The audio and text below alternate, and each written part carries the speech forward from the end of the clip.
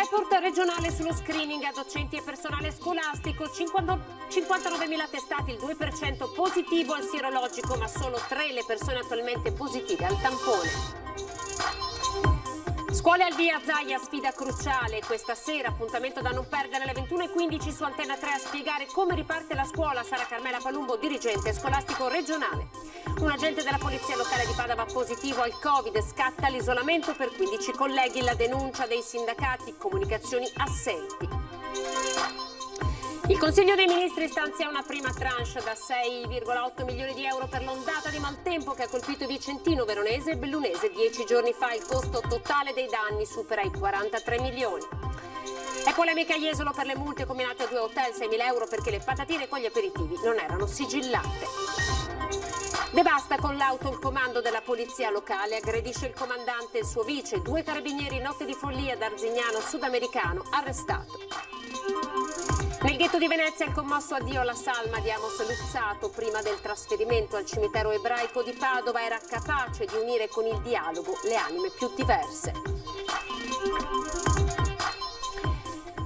Ben ritrovati, buonasera, questo è il telegiornale regionale della nostra emittente. Andiamo subito a vedere quali sono i dati del contagio relativi all'ultima tabella che è arrivata, ovvero quella delle 17, perché nelle ultime 12 ore sono 78 i nuovi casi di positività in tutto il Veneto. Andiamo a vedere nel dettaglio provincia per provincia, perché sono 12 quelli riscontrati nella provincia di Padova, un caso nel cluster di Vo Euganeo.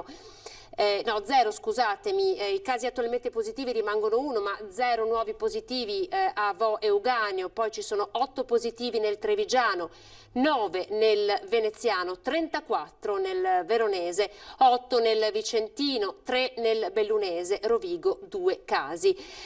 Ci sono 3 assegnazioni in corso, in tutto appunto nella regione del Veneto ci sono 78 nuovi casi, sono 19.352 le persone che sono guarite dall'inizio dell'epidemia, mentre attualmente positivi in tutto il Veneto ci sono ancora 2.946 persone. Dunque si conferma il trend in aumento purtroppo anche per la nostra regione, in questo caso la provincia con il numero più elevato di nuovi contagi è proprio la provincia di Verona.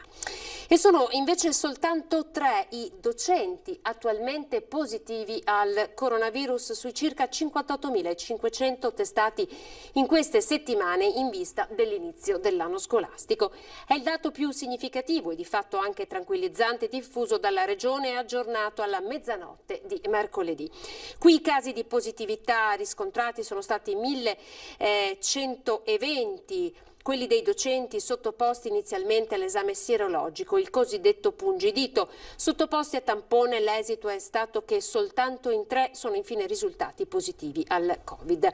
La differenza consistente tra tamponi e test sierologici risiede nella differenza tra le 2 tipologie di analisi. Mentre il tampone serve per diagnosticare la presenza del virus nell'organismo e quindi a scoprire se c'è un'infezione in corso, il test sierologico serve invece per capire se una persona è già entrata in contatto con il nuovo coronavirus. Il territorio con più test sierologici effettuati è quello dell'US6 Euganea di Padova con 11.792, seguito dalla Marca Trevigiana con 11.126, di cui 279 positivi al test di screening e 10.847 negativi. Dunque avete sentito, i dati sono tranquillizzanti perché tra tutti i test effettuati ci sono soltanto 3 docenti positivi tra tutti quelli analizzati. E sull'avvio dell'anno scolastico, definita sfida cruciale, si è soffermato oggi lo stesso presidente Luca Zaia, che lunedì sarà a Vo Euganeo con il presidente della Repubblica Mattarella.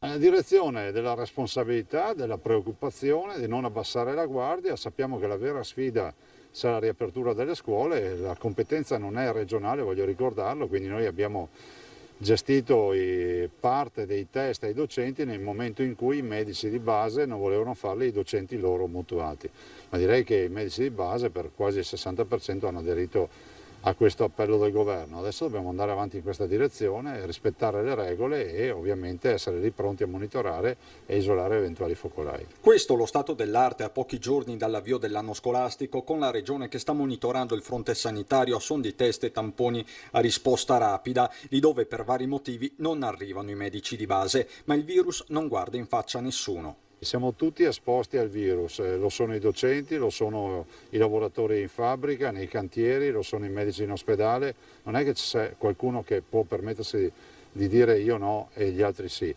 E poi le ricordo che il personale della scuola, i docenti, i programmi e tutto è a competenza nazionale, perché finché non avremo l'autonomia noi qui non tocchiamo palla. E la palla Zaia ha intenzione di passarla già lunedì al Presidente della Repubblica Mattarella, ospite a Vo proprio per il via ufficiale alle scuole. Lunedì intanto non ho ben capito se dovrò intervenire, se intervengo parlerò dei temi che sono interessati e diciamo che sono di interesse ai veneti, per cui al momento deciderò di cosa parlare. Di certo l'autonomia è sempre nei nostri pensieri, ma lo è anche nei pensieri del Presidente Mattarella, visto e considerato che anche all'ultimo incontro al Quirinale ha dichiarato, ha avuto belle parole rispetto all'autonomia e al progetto dell'autonomia. Covid, scuola e autonomia, temi solo all'apparenza slegati nel giorno in cui si festeggiano i 90 anni di Liliana Segre, con lo stesso Zaia in una nota a garantire che la lotta contro ogni negazionismo continuerà a essere più forte che mai, lotta prima di tutto culturale che deve partire proprio dai banchi di scuola. La diffamazione, la violenza,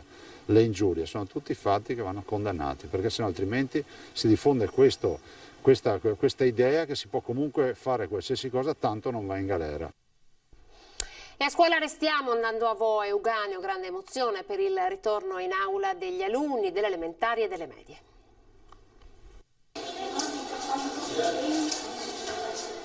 I primi ad entrare sono stati gli alunni delle scuole medie alle 8.05, prove di distanziamento all'esterno, misurando il metro con le braccia aperte. 34 è 8, no? Proviamo di nuovo, 36. Ah, ecco. Si misura la febbre, poi una spruzzata di gel all'entrata, la mascherina sul volto fino a quando non ci si siede in classe. Zaini e astucci ora posati sul proprio banco, ci sono anche mascherine e disinfettanti. Ecco come riparte la scuola a Vo, nelle stesse aule che nei giorni critici di febbraio hanno ospitato medici ed infermieri che effettuavano i tamponi. Ora è ritornato l'allegro vociare degli studenti. Maestra Jessica, maestra Cristina e maestro Riccardo vi dicono bentornati. Bentornati!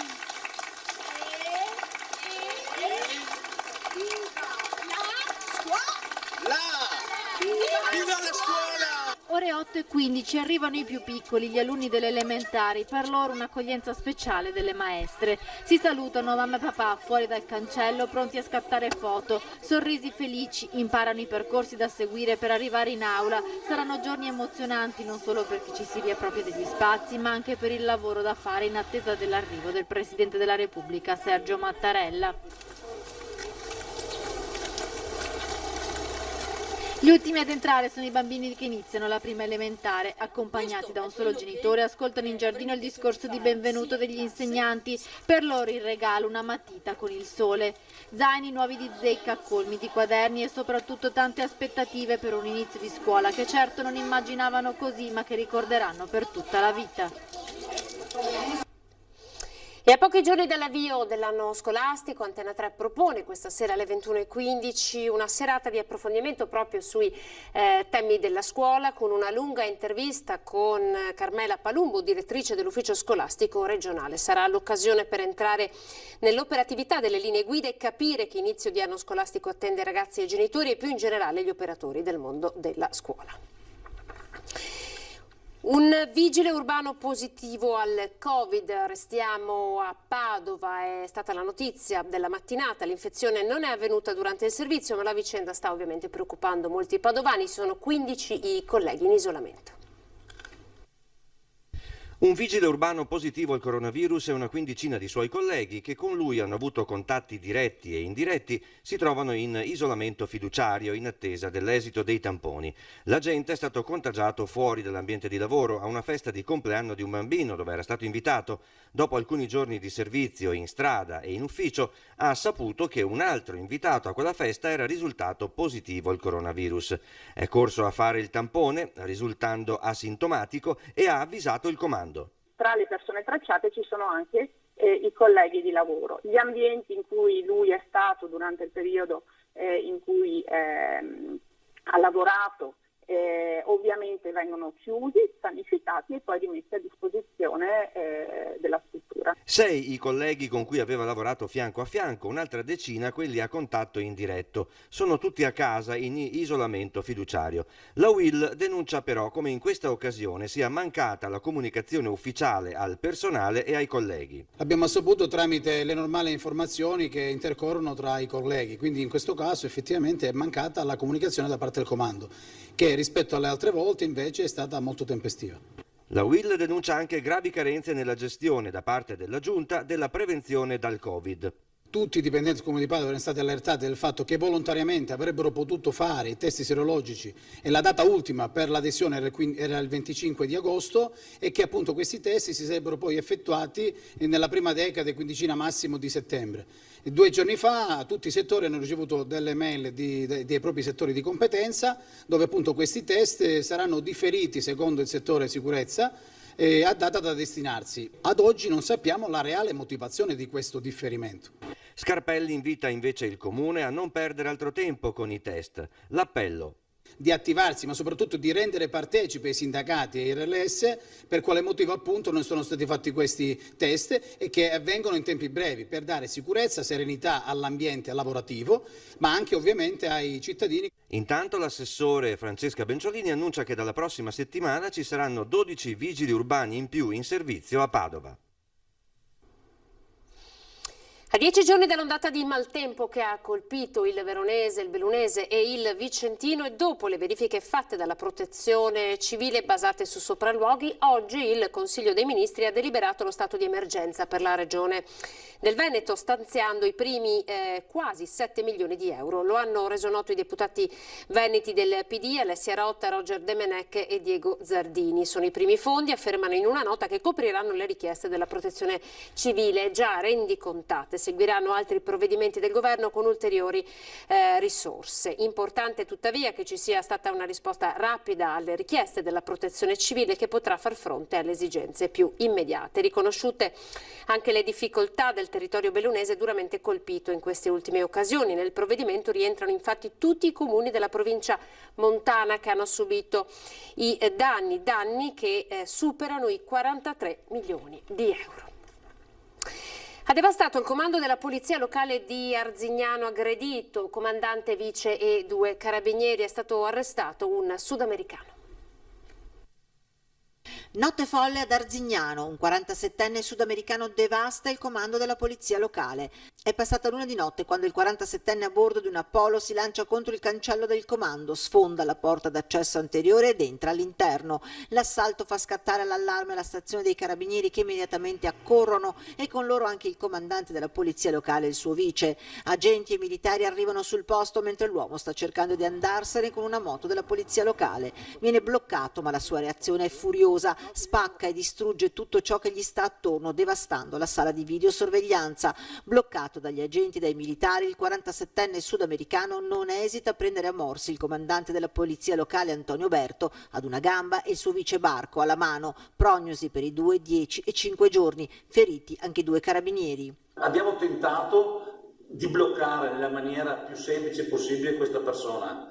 Però questo si dimenava, ha fatto di tutto e di più, è scappato, ha calciato, pugni. Il nostro servizio continua, questi sono gli incidenti, come dico io, del mestiere. Spero che queste cose non accadano più perché questo, come altri fatti successi recentemente, stanno lasciando il segno all'interno del mio comando. Alla fine il 47enne viene immobilizzato, arrestato e portato in cella a Montecchio Maggiore. Dietro di sé però ha lasciato danni tra i 20 e i 30.000 euro. Processato per direttissima, è stato condannato a 10 mesi con la condizionale e 500 euro di multa. L'uomo, incensurato, ha chiesto il patteggiamento e pertanto gli sarà chiesto il risarcimento civile per danni a cose e persone. Dura la reazione del vice sindaco e assessore alla sicurezza. Una situazione folle. Per fortuna è stato subito arrestato, ma quello che noi chiediamo è che personaggi di questo tipo devono ritornare a casa loro. E da polemica a Jesolo per le maxi multe combinate nella settimana di Ferragosto a 2 hotel, perché le patatine che accompagnavano gli aperitivi non erano sigillate. Ieri la notifica delle sanzioni, 3.000 euro a ciascuno dei 2 alberghi per un totale di 6.000 euro. Lo prevedono le nuove norme per la somministrazione di cibi e bevande in spiaggia. In pratica ad essere consentita è la consegna di cibi preparati che potranno essere serviti ma in contenitori simili a quelli dei fast food. L'attività deve essere autorizzata dagli stabilimenti balneari concessionari dell'area demaniale. Le strutture ricettive devono trovarsi nelle vicinanze dello stabilimento in cui viene svolto il servizio. Occupazione e Covid. In un anno con il blocco delle assunzioni sono andati perduti 53.000 posti di lavoro, sono i dati di Veneto Lavoro. La critica del direttore Barone, provvedimento del governo poco efficaci sul territorio, servirebbe l'autonomia. Il nostro problema è l'autonomia. Autonomia e lavoro, torna la madre di tutte le battaglie riproposta come un mantra, questa volta auspicata dal direttore di Veneto Lavoro, che dati alla mano annuncia un autunno difficile per la tenuta occupazionale. Se noi facciamo un semplice paragone tra il 2019 e il 2020, noi di fatto abbiamo perduto circa 53.000 posti di lavoro rispetto all'anno precedente. 10.000 sono invece i lavoratori in Veneto a tempo indeterminato, posti oggi congelati per il Covid con il blocco dei licenziamenti. Il saldo rimane comunque negativo per i contratti a tempo determinato. Con il blocco delle assunzioni nei settori del turismo ripartono invece edilizia e agricoltura, ma le ricadute degli interventi del governo a favore dell'occupazione sul territorio sono troppo deboli. Il problema che io vedo è invece la possibilità che strumenti nazionali abbiano una capacità di erogazione in tempi rapidi e in modalità semplici che in questo momento non è accaduto. Per ricollocarsi o trovare una prima occupazione diventa necessario informarsi e formarsi. I centri dell'impiego stanno lavorando per questo con un pacchetto di iniziative che comprendono formazione, esperienze di apprendistato e tirocini. Noi abbiamo lanciato in particolare per il mese di settembre un primo evento il 16 settembre alle ore 10 per tutti i lavoratori che sono disoccupati o che cercano lavoro, un webinar ampio in cui si presentano i servizi e si danno indicazioni. Il giorno invece 23 alle 3 faremo un webinar specifico per le imprese che ricercano personale. Ci fermiamo per la pubblicità.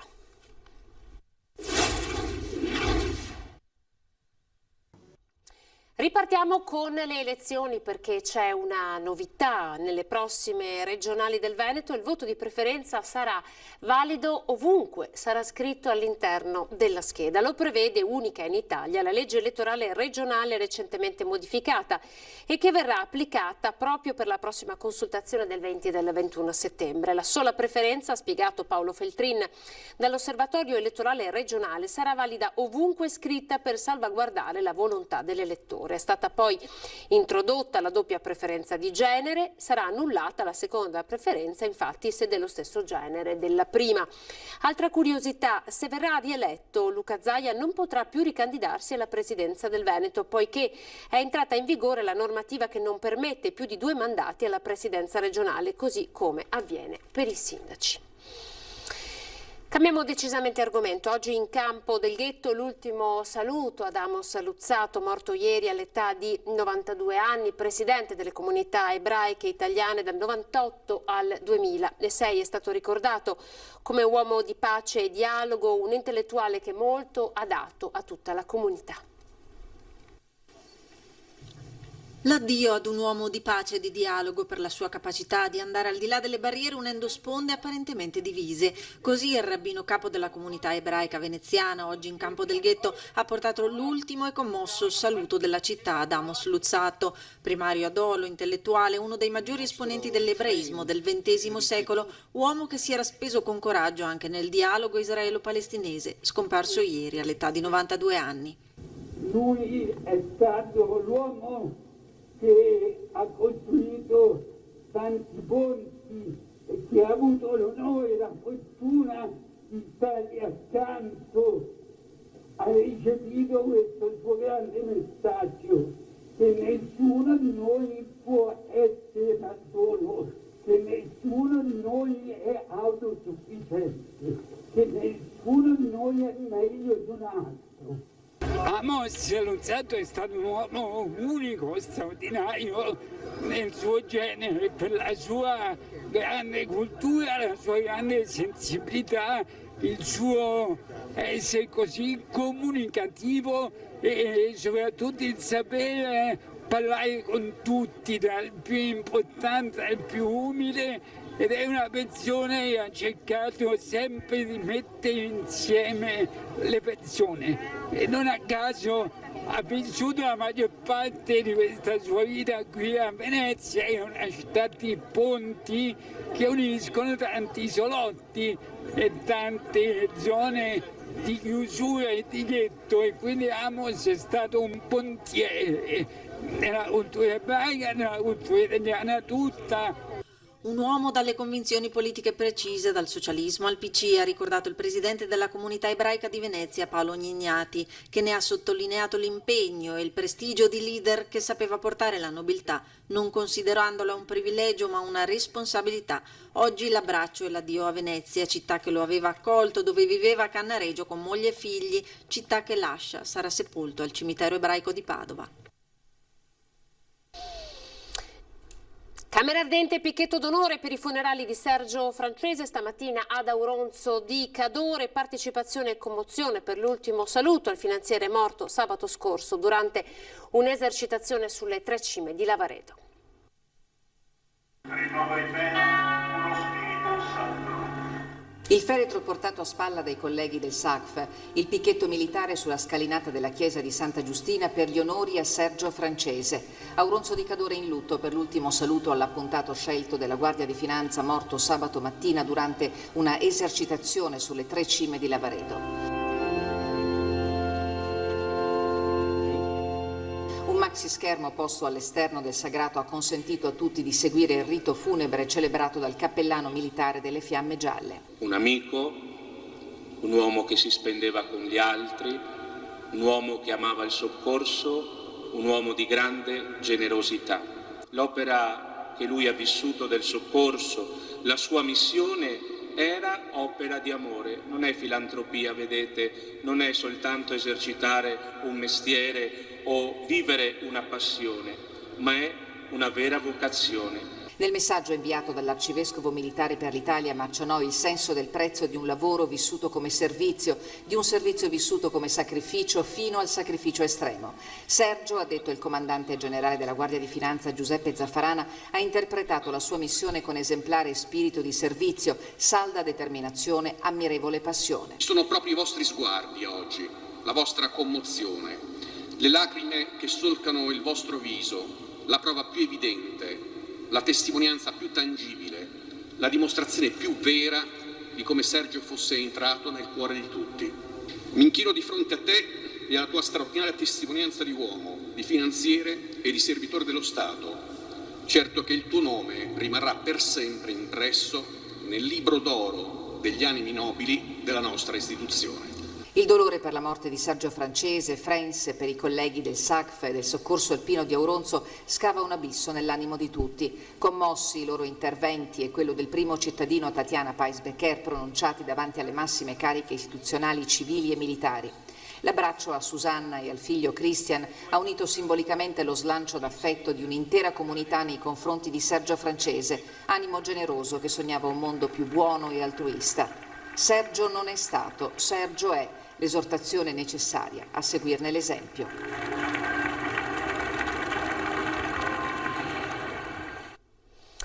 Per noi era l'ultimo servizio, grazie per essere stati in nostra compagnia. Ora le previsioni del tempo.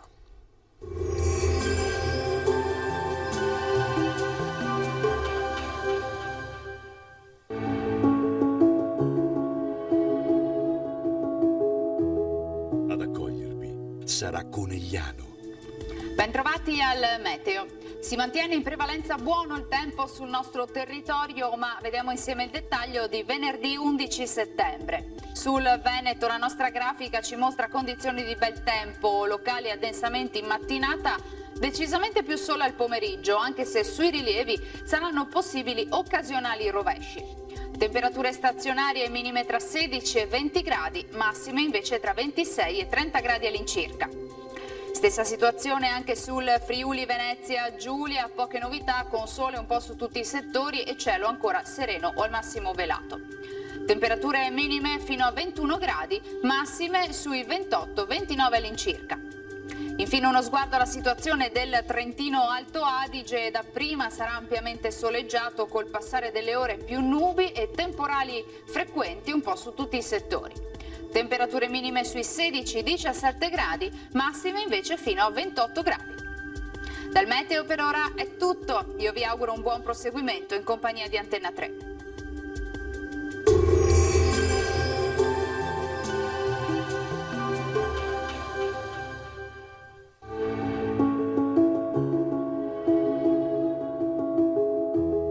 Ad accogliervi sarà Conegliano.